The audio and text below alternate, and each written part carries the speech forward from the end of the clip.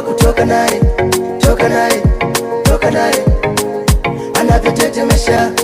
Na mtazamaji wa Sen TV, karibu sana katika siku ya leo kwa kipindi cha burudani. Leo niko na mazungumzo na msanii anayefahamika kwa jina la Tovu Master.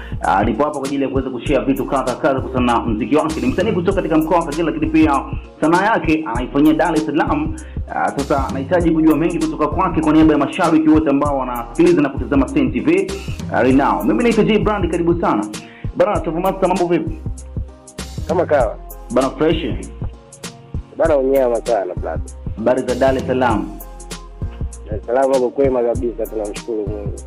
Bana uko live kupitia Sen TV. Lengo kubwa la mimi kukucheki hapa ni kwa ajili ya kuweza kushare vitu kadha ambazo vinahusiana na muziki wako. Ndio. Tovu Master, tumeona umetoa ngoma, umetoa collab na wasanii mbalimbali wa mkoa wa Kagera. Lakini pia kabla ya kutoa ngoma hapo zamani uliwahi kuzungumza kupitia digital platform wa wasanii wa Bukoba ama wasanii wa Kagera hawashirikiani kwa kazi mbalimbali. Ikawaje sasa umetoa kazi na msanii ambaye anafahamika kwa jina la BJ Juma? BJ Juma ni msanii ambaye sio mzao wa mkoa wa Kagera. Ni msanii anatokea Kigoma. Lakini sanaa yake anaifanyia mkoa wa Kagera. Lakini sanaa yake anaifanyia mkoa wa Kagera. BJ Juma yeye mkoa wa Kagera.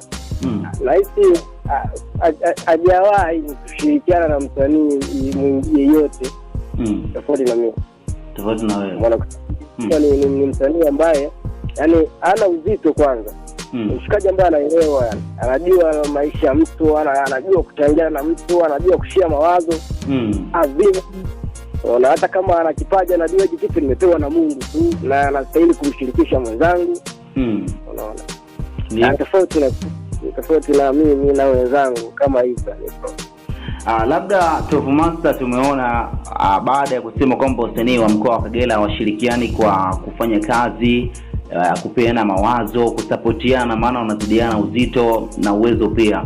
Mashabiki wengi mashabiki pamoja na wasanii waliweza kutoa maoni kwamba sio kitu ambacho ni sahihi. Vipi kwa upande wako, labda uliwaza nini mpaka ukaamua kusema hicho kitu? Mimi naona mbali na nawaza mengi sana. Sababu mimi nahitaji ushirikiano na wenzangu. Nahitaji umoja. Sitaki mtu ninajua kwamba hakuna mtu wa kunisaidia chochote. Hakuna mtu wa kunidhamini, labda kudhamini kazi zangu. Hayupo. Ona, lakini ninachofanya nikitaka ushirikiano. Ndio. Nikitaka ushirikiano na wenzangu, tuelewane, tushirikiane, tufanye kitu ambacho kitafikia jamii kwamba watu wametoka sehemu fulani. Unaona? Sasa wenzangu hawapo na mimi kabisa. Okay. Hakuna mtu ambaye ana moyo wa kushirikiana na mimi, na anishajaribu, sio mara ya kwanza. Unamaanisha ni wewe tu au wasanii nyinyi kwa nyinyi mshirikiane, au wewe pia unaona unatengwa katika sanaa yako na wasanii wenzako? Yani niseme sote hatuna ushirikiano, lakini mimi kwa upande wangu nahitaji kushirikiana na wenzangu.